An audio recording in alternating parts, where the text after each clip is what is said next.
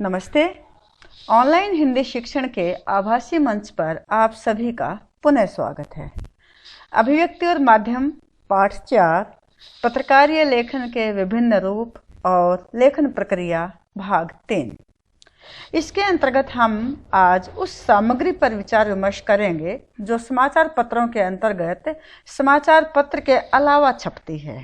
अर्थात आप देखते हैं कि संपादकीय पृष्ठ पर, संपादकीय पन्ने पर संपादकीय होता है, फीचर होता है, आलेख होता है और इसके अलावा पाठकों के पत्र और उसके सामने वाले पन्ने पर, सामने वाले पृष्ठ पर ऑपैड पृष्ठ होता है, यानी कि वहाँ पर भी रचनात्मक लेखन और विश्लेषणात्मक लेखन किया जाता है।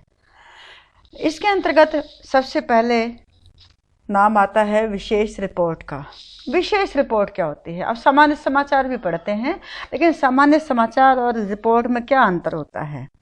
विशेष रिपोर्ट होती है सामान्य समाचारों से अलग वे विशेष समाचार जो गहरी छानबीन, विश्लेषण और व्याख्या के आधार पर प्रकाशित किए जाते हैं। आप यहाँ से समझिए कि सब होते तो समाचार ही हैं, लेकिन उन समाचारों पर गहरी छानबीन की जाती है, उनका विश्लेषण किया जाता है और व्याख्या करते हुए उन्हें प्रकाशित किया जाता है। वे विशेष रिपोर्ट कहलाते हैं।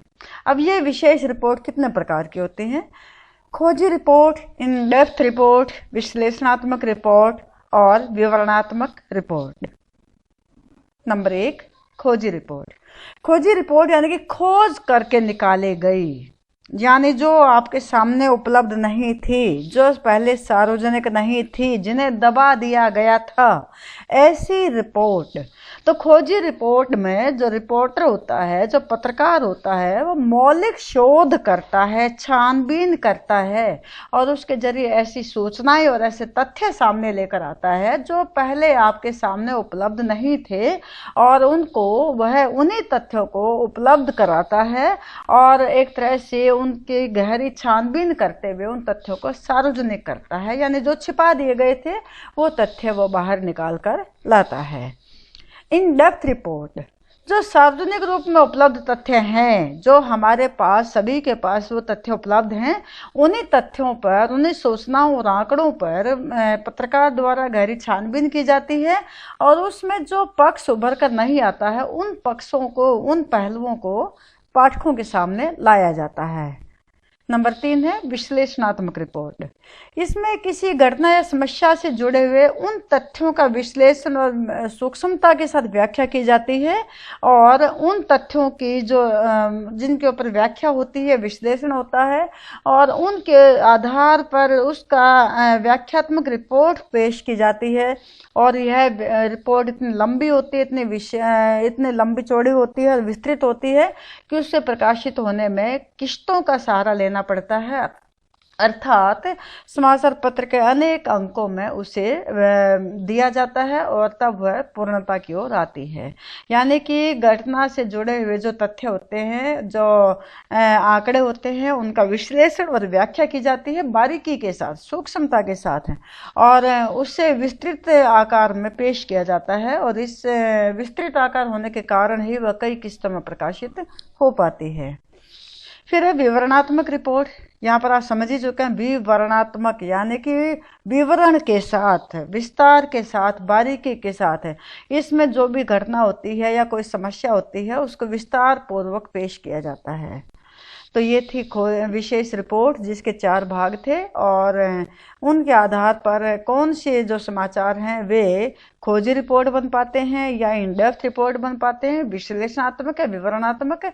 तो जब आप समाचार पत्र पढ़ते हैं तो आपके सामने इस तरह की अनेक रिपोर्ट आ जाती हैं। अब हम इसके आगे देखते हैं विचार परक लेखन।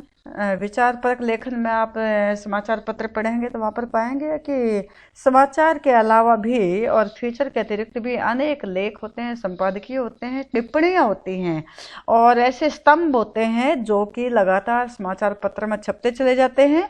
इन्हीं को हम विचार परक लेखन कहते हैं। अर्थात ऐसे विचार परक लेख होते हैं कि उनके आधार पर उस समाचार पत्र की अपनी अलग छवि बन जाती है, अलग उनका एक दृष्टिकोण जाहिर हो जाता है। तो सबसे पहले आता है संपादकीय। संपादकीय को हम सामान्य तौर पर ये समझ सकते हैं कि जो संपादक मंडल होता है उसके द्वारा किसी भी समसामयिक घटना या समस्या पर जो विचारात्मक लेख लिखा जाता है उसे हम संपादकीय कहते हैं। ये किसी व्यक्ति विशेष के विचार को अभिव्यक्ति नहीं देता है, बल्कि ये समाचार पत्र का जो संपादक मंडल होता है उसकी सामूहिक राय होती है, और हम कह सकते हैं कि ये समाचार पत्र की ही एक राय होती है, उसी की आवाज़ होती है, उसी का दृष्टिकोण होता है। और यही कारण होता है कि इसमें जब संपादकीय लिखा जाता है तो उसमें संपादक का नाम नहीं दिया जाता है, अर्थात लेखक का नाम नहीं दिया जाता है।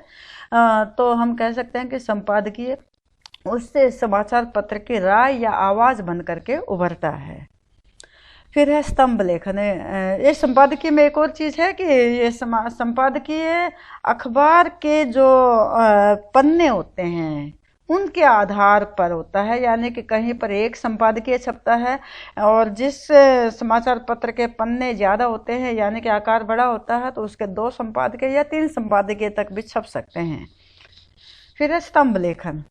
स्तंभ लेखन में आप यही मान लीजिए कि कोई लोकप्रिय लेखक है और उसे जनता पसंद करती है, उसे पढ़ना पसंद करती है, तो उस लेखक को कोई भी समाचार पत्र होता है वह नियमित स्तंभ लेखन की जिम्मेदारी दे देता है, नियमित लेखन की जिम्मेदारी दे देता है। तो इस तरह से इसकी परिभाषा बनेगी कि लोकप्रिय लेखकों की लोकप्रियता को देखते हुए समाचार पत्र उन्हें अपने पत्र में नियमित लेखन की जिम्मेदारी दे देते हैं, और इस प्रकार किसी भी समाचार पत्र में किसी लोकप्रिय लेखक द्वारा किया गया विशिष्ट एवं नियमित लेखन जो अपने विशिष्ट शैली एवं वैचारिक रुझान के कारण समाज में ख्याति प्राप्त हो, स्तंभ लेखन कहा जाता है। तो इसकी परिभाषा फिर से सुन लीजिए आप कि किसी समाचार पत्र में किसी लोकप्रिय लेखक द्वारा किया गया विशिष्ट एवं नियमित लेखन जो अपनी विशिष्ट शैली एवं वैचारिक रुझान के कारण समाज में ख्याति प्राप्त हो, उनके द्वारा जो समाचार पत्र में लेखन किया जाता है उसे ही स्तंभ लेखन कहा जाता है। अब स्तंभ का जो विषय होता है उसे चुनने में और उसके अंदर विचारों की अभिव्यक्ति करने में जो स्तंभ लेखक होती है उसे पूरी स्वतंत्रता मिलती है और वो नियमित लेखन करते हैं, और ये एक विचार परक लेखन कहलाता है, विचार परक लेखन के अंतर्गत आता है। संपादक के नाम पत्र। जब समाचार पत्र आप पढ़ते हैं तो वहाँ पर आप संपादकीय पन्ने पर आप देखेंगे कि बिल्कुल नीचे एक कोना बना होता है जिसमें कि जो पाठक होते हैं उनके पत्र शामिल किए जाते हैं। तो उनके माध्यम से एक तरह से फीडबैक मिलती है, उनको प्रतिक्रिया मिलती है और जनमत भी तैयार हो जाता है, यानी कि इसके आधार पर किसी भी समस्या घटना या मुद्दे पर वो जनमत संग्रह भी कर पाते हैं। तो समाचार पत्रों में जो संपादकीय पृष्ठ होता है तो उस पर जो पत्र प्रकाशित किए जाते हैं पाठकों के जो संपादक के नाम आते हैं, ऐसे ही पत्र संपादक के नाम पत्र कहलाते हैं, और यह प्रत्येक समाचार पत्र का नियमित और स्थायी स्तंभ होता है, यानी कि नियमित तौर पर इसे छापने का कार्य किया जाता है। इसके माध्यम से समाचार पत्र अपने पाठकों को अपने जन समस्याओं या मुद्दों पर अपने विचार या राय व्यक्त करने का एक तरह से अवसर प्रदान करते हैं, यानी कि यहाँ पर जो पाठक होते हैं वो अपने क्षेत्र से संबंधित या कोई भी किसी भी सामान्य समाचार या मुद्दे पर अपनी राय या टिप्पणी व्यक्त कर सकते हैं। समाचार पत्र के संपादकीय पृष्ठ पर एक और आप देखेंगे कि जो वरिष्ठ पत्रकार होते हैं या जो विशेषज्ञ होते हैं उनके द्वारा जो लेख लिखा जाता है विश्लेषणात्मक और तर्कपूर्ण, उसे लेख कहा जाता है, आलेख कहा जाता है, यानी कि पत्र के जो संपादकीय पृष्ठ होता है उस पर वरिष्ठ पत्रकारों या विषय विशेषज्ञों द्वारा समसामयिक मुद्दों पर तथ्यों और सूचनाओं के आधार पर विश्लेषणात्मक और तर्कपूर्ण राय को लेख कहा जाता है। इसमें आप एक और चीज देखेंगे, स्तंभ लेखन में कौन होता है? लोकप्रिय लेखक होता है जो स्तंभ लेखन का कार्य करता है। लेकिन ये जो लेख लिखा जाता है ये लिखा जाता है वरिष्ठ पत्रकारों या विषय विशेषज्ञों द्वारा, और ये समसामयिक मुद्दों पर होता है, तथ्यों और सूचनाओं के पर आधारित होता है। तो यहाँ पर एक तरह से आप अंतर उसमें कर सकते हैं स्तंभ लेखन में और इसमें क्या अंतर होता है आलेख में। तो इनको समझते हुए ही आप इसकी परिभाषा देंगे। अब है साक्षात्कार यानी इंटरव्यू, जो नियमित तौर पर आप देखते हैं सुनते हैं कि पत्रकार होते हैं किसी लेखक या किसी महान व्यक्ति को या किसी विशेषज्ञ को लेकर आते हैं और उससे अपने पहले से तैयार जो प्रश्न होते हैं उनके आधार पर साक्षात्कार लेते हैं। तो किसी पत्रकार द्वारा अपने समाचार पत्र में प्रकाशित करने के लिए किसी व्यक्ति विशेष से उसके विषय में अथवा किसी विषय या मुद्दे पर किया गया प्रश्नोत्तरात्मक संवाद साक्षात्कार कहलाता है। यानी कि प्रश्नोत्तर जिसमें शामिल होते हैं, जिसमें पत्रकार द्वारा प्रश्न किए जाते हैं और जो व्यक्ति विशेष वहाँ पर उपस्थित होता है उसके द्वारा उत्तर दिए जाते हैं, एक तरह से उनका आपसी संवाद होता है, तो ये साक्षात्कार कहलाता है। और इसमें एक और चीज़ आप ध्यान में रखेंगे कि ये जो साक्षात्कार लिया जाता है यह जो फीचर लेखन होता है, विशेष रिपोर्ट होती है, उनके लिए कच्चे माल का भी कार्य करता है, यानी कि उनके लिए एक सामग्री के रूप में इस्तेमाल भी किया जा सकता है। एक और प्रश्न आता है कि सफल साक्षात्कार के गुण क्या होते हैं। एक तो जब साक्षात्कार लिया जाता है तो उसका एक मकसद होता है, उसका एक ढांचा होता है, उसकी एक प्रक्रिया होती है, एक तय स्वरूप होता है, उसके आधार पर ही साक्षात्कार लेना चाहिए।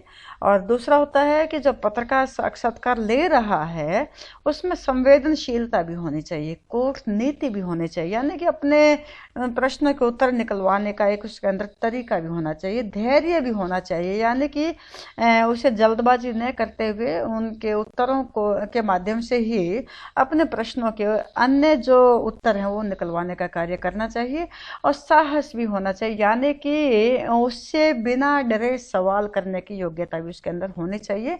और जिस विषय पर वह साक्षात्कार ले रहा है उस विषय के बारे में पर्याप्त जानकारी भी पत्रकार के पास होनी चाहिए। तो ये पाठ 4 का जो अभिव्यक्ति और माध्यम में है, जो जिसमें कि पत्रकारीय लेखन के विभिन्न रूपों और उनके लेखन प्रक्रिया के बारे में बातचीत की गई है, उसका ये आज अंतिम भाग था। अगले पाठ को लेकर हम पुनः उपस्थित होंगे। धन्यवाद।